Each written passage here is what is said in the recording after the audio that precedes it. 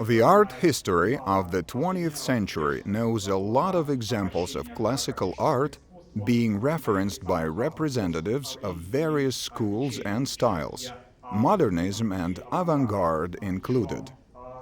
The value of artistic images created by those masters, be that Pablo Picasso, Henri Matisse or Salvador Dali, came not from direct following the familiar paths, but from the interest towards harmony and perfection, which are specific to the masterpieces of antiquity and high Renaissance.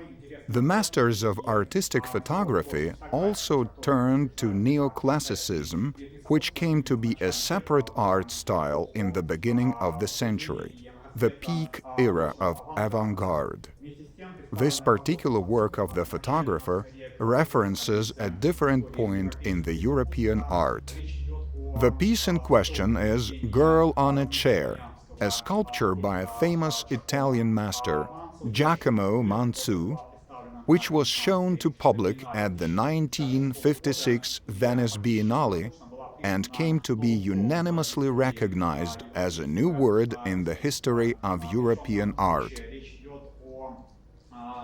We see the reintroduction of natural harmony and simplicity in the movements of human body. The simplicity seemingly lost by European art, overshadowed by various intricacies of modernism and totalitarian turn to neoclassicism. Manzu's work captivated the audience with beauty, which in his rendition was not a complete aesthetic result, but more of a pre-feeling or transition. In this particular photograph, one can see the young heroines touching openness to the world, the feeling of discovering the world that is achieved in moments of spiritual union with nature and perceived in the age of pragmatism, cynicism, and frivolity almost as insanity. Here, insanity is not a diagnosis. On the contrary, it is just natural human openness to the world, where higher harmony, not just aesthetic, but also ethical, can be found. It is important to point out that this harmony is not achieved through a composed shot, and definitely not through posing for a photo. In my opinion, the true success of artistic photography lies in the viewer's ability to discover this harmony of perfection alongside the author of the piece, the photographer. To my mind, in this case, the expressive means used by the author play an important part in creating such a poetic image. First of all, we should mention the open and light stride, when it's difficult to make out whether the girl walks on the beach or smoothly glides above the sand in a moment of levitation. We find that here it is more about the harmonious merging of air and sea, sculpted into a wholesome artistic image by the free, gliding movement of the heroine. Please notice how the artist achieves that feeling. Let me draw your attention to the fact that the girl's face itself is full of understanding this amazing harmony. This glide forward and almost up, when the closed eyes and a light smile make us consider the compositional and conceptual dominant of the artistic image.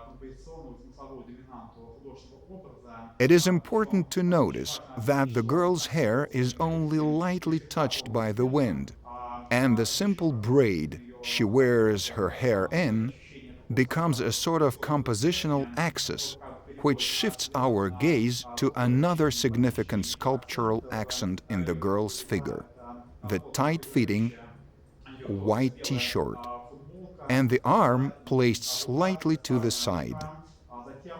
Other new compositional accents, with the necessary amount of darker tones, are the accurately sculpted folds on the skirt and legs in loosely fitting socks and running shoes. We see how the photographer shows the dynamics with an alternation of light and dark accents, adding some compositional ones as well. The girl's profile, her torso and left leg form a straight line which gives the image a sense of stability, whereas from the point of the right foot there goes an energetic diagonal line supported by the arm and the hand. Probably we can interpret this arm like a bird's wing that provides a necessary feeling of lifting force to the light figure. We see that the artist shifts the girl's position to the side from the axis of compositional symmetry. This is also quite important, because this way the author leaves room for movement that is going simultaneously forward and slightly upward. Slightly bouncy stride is created by accentuating the contrasts between darks and lights, static and dynamic, by alternating the calm, stable vertical line and the diagonal one, which, as I've already pointed out, creates an impression of free and gliding movement, with the arm motion adding to it. This way, our gaze, once again, returns to the girl's face, and we see that this unique openness to the world is as if transferred to the surrounding space filled with natural soft glow. I believe it is important that the artist avoids adding any sharp contours. It seems that the girl's figure is enveloped in light sfumato, not the apparent Leonardo's sfumato, that is, surrounding the object with visible air and light. It is more of the feeling's impression when it looks like the girl herself is ready to dissolve into the air full of salty sea winds and sensation of passing through the surroundings.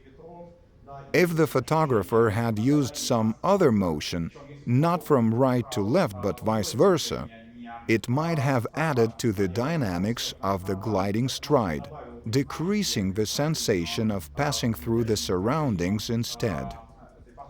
It is not only about the physicality of the image, but also the spirituality of it. The image can be interpreted also as the coexistence of being open to the world and craving the actual sensation of flight with the inevitable force of gravity that brings us all, the audience and the heroine, back to Earth. This way, even the plastic heaviness of the lower part of the body, the feet in running shoes and accurately sculpted folds of the skirt are here perhaps to create a contrast of the face and figure moving upwards and the weight of the lower part of the image that stabilizes the whole composition and brings us back to the earth and the sea right by it. Here, as surprising as it may seem, we get a sort of a reference to one of the most famous masterpieces of antique sculpture, the statue of Nike of Samothrace. We don't get any direct iconographic or stylistic reference or parallel. It is more of an image of being open to the infinite sea space and free force of the wind, which gives the antique statue a more intense and energized dynamics, whereas here it accentuates the fragility and lightness of the girl's body, intensifying the contrast between the free human spirit and body bound by laws of gravity. In my opinion, another important aspect which makes this photograph a significant piece of art is the ability to draw the audience's attention to a wide range of sources, both stylistic and iconographic.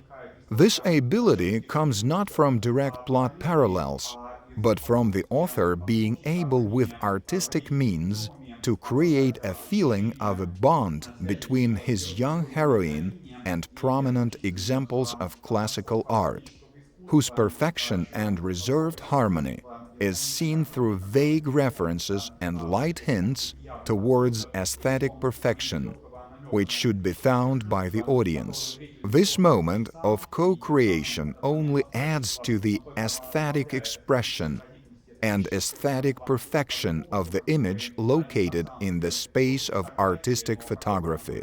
It finds distinguished parallels in other fields of spiritual and artistic creativity, which have already become classic of world art and are revived in front of our eyes thanks to the skill of this beautiful picture's author.